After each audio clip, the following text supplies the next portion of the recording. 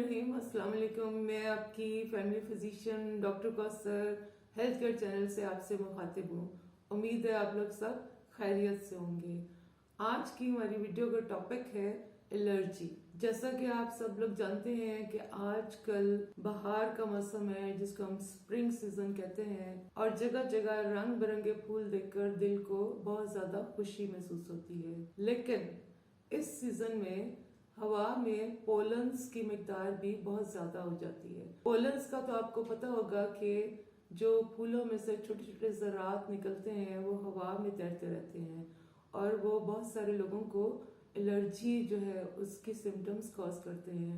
इसकी वजह से डॉक्टर की क्लिनिक पर बहुत ज्यादा लोग आजकल एलर्जी के सिम्टम्स से आते हैं। आज की वीडियो में हम देखेंगे आखिर ये एलर्जी है क्या, इसकी क्या कॉजेस होती हैं, क्या सिम्टम्स होती हैं, कौन सी चीजें एलर्जी कॉज करती हैं और क्या हम इसके लिए कोई होम रेमेडीज इस्तेमाल कर सकते हैं और हमने डॉक्टर के पास कब जाना होता है। वीडियो शुरू करने से पहले आप चैनल को जरूर सब्सक्राइब कीजिए और जो लोग हमें पहले से सब्सक्राइब कर रहे हैं उनका हम बहुत शुक्रिया अदा करते हैं। बढ़ते हैं आज के टॉपिक की तरफ। तो सबसे पहले देखते हैं कि एलर्जी जो है आखिर है क्या। आपको तो पता है कि हमारी बॉडी में एक इम्यून सिस्टम होता है जिसका काम ये होता है कि जब हमारी बॉडी में माइक्रो ऑर्गेनिजम्स यानी बैक्टीरिया, वायरसेस जो कि हमारी बॉडी में बीमारी पैदा कर सकते हैं वो जब एंटर होते हैं तो ये सिस्टम एक्टिवेट हो जाता है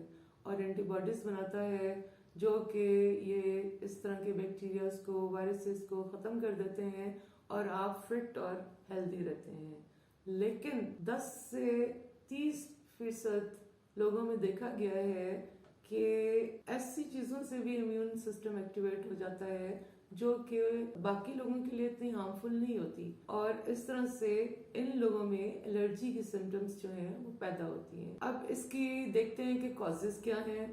तो सबसे बड़ी कॉज जो है वो जेनेटिक्स है, यानी अगर आपके अम्मी अब्बू को कोई एलर्जी का मसला है या उनके पीछे से खानदान में किसी को एलर्जी का मसला है तो बहुत मुमकिन है कि बच्चों में भी एलर्जी की सारी सिम्टम्स हों। इसी तरह से एलर्जी की कुछ कॉजेस जो होती हैं वो एनवायरमेंटल होती हैं, यानी कुछ लोग जो ऐसी इंडस्ट्रीज में काम करते हैं जिनमें केमिकल्स हैं या मेटल्स हैं उससे भी एलर्जिक रिएक्शन उनको हो सकता है। इसी तरह से देखा यह गया है बहुत सी स्टडीज में कि बॉयज जो हैं उनके अंदर एलर्जी ज्यादा होती है और गर्ल्स जो हैं उनके अंदर एलर्जी की सिम्टम्स कम होती हैं। सिमिलरली जो बच्चे सिजेरियन से पैदा होते हैं उनमें एलर्जी की सिम्टम्स ज्यादा होती हैं। बढ़ते हैं और देखते हैं कि एलर्जी के सिम्टम्स आखिर हैं क्या। अब देखते हैं कि कौन सी चीजें एलर्जी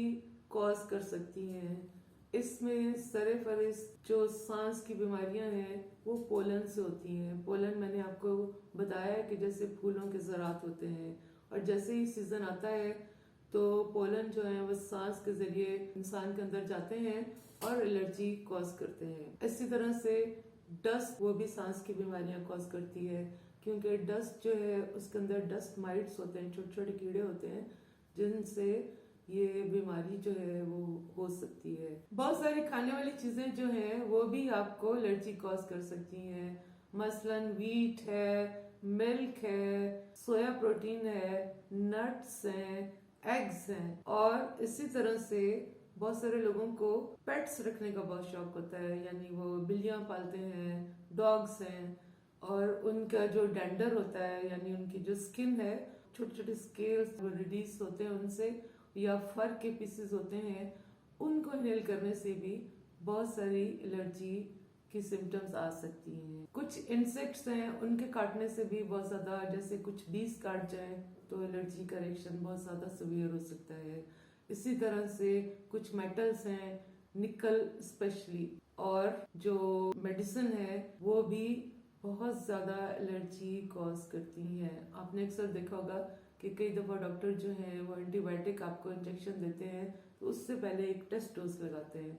वो सिर्फ ये टेस्ट करते हैं कि ये एंटीबायोटिक है, इससे आपको कोई एलर्जी की रिएक्शन ना हो जाए। इसी तरह से एक एस्प्रिन है, उससे भी बहुत ज्यादा एलर्जिक रिएक्शन हो सकता है। अब अगर हम सिम्टम्स को देखें तो बहुत सारे सिम्टम्स जो डिपेंड करता है कि आपको किस चीज की एलर्जी हो रही है। कई दफा आपको ज्यादा सिम्टम्स आंखों में अपेयर होती हैं, जो आंखें हैं उसमें खारिश शुरू हो जाती है, पानी आना शुरू हो जाता है, सूज जाती हैं आंखें। इसी तरह से कुछ लोगों को नज़ला, जुकाम, खांसी और दमे की शिकायत तक होना शुरू हो जाती है। अगर हम स्किन को देखें तो बर्निंग हो सकती है, आपको इचिंग हो सकती है, रैश हो सकता है और एक्सीमा की शिकायत हो सकती है। जिन लोगों को खाने वाली किसी चीज से एलर्जी होगी उनको नौसिया, वॉमिटिंग हो सकता है, डायरिया हो सकता है, पेट में दर्द हो सकती है और बहुत सारी इस तरह की सिम्टम्स आ सकती हैं। अब देखते हैं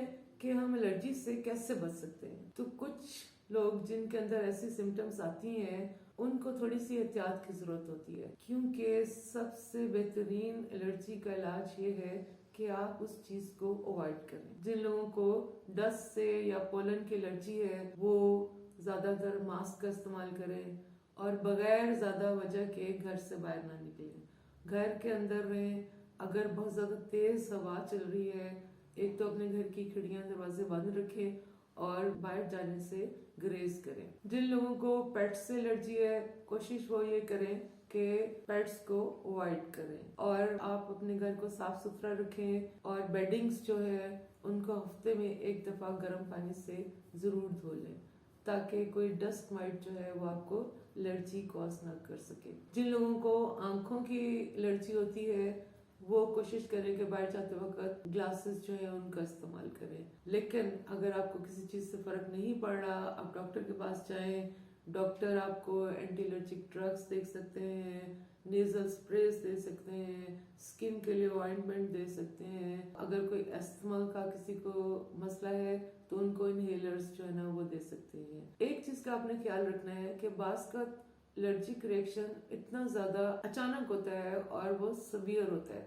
उस सूरत में आप फौरन किसी हॉस्पिटल में जाएं। उम्मीद है आज की वीडियो से आपको एलर्जी के बारे में काफी इंफॉर्मेशन मिली होगी।